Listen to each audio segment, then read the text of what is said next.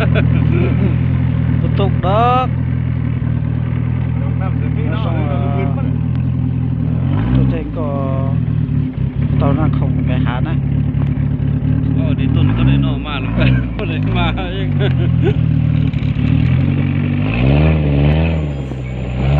Tàu đen cái há này à.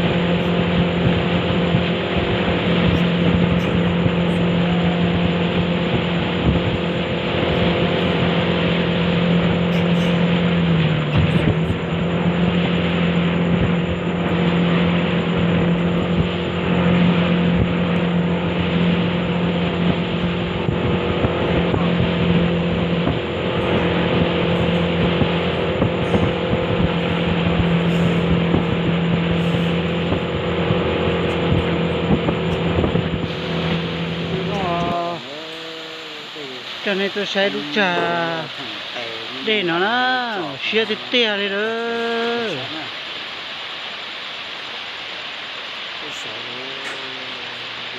cái sổ nó đó cái phóng sổ lòn nó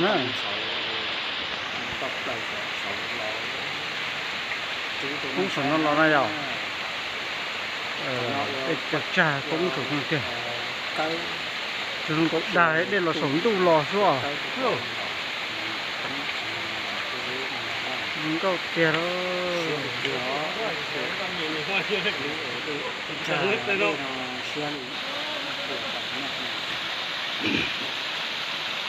để tự trà chia thì kia đó còn là số giò của mét này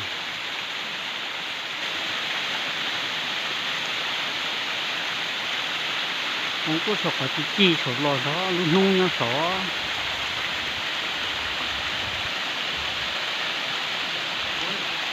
nó đã chỉ là dê chỉ tàu dê là dê chỉ tàu lên đó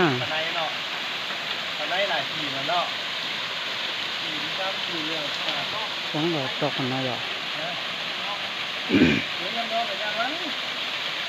nó có ổn mất đấy. Không hiểu thì quên thoát về nhắm lên, nhắm lên nào.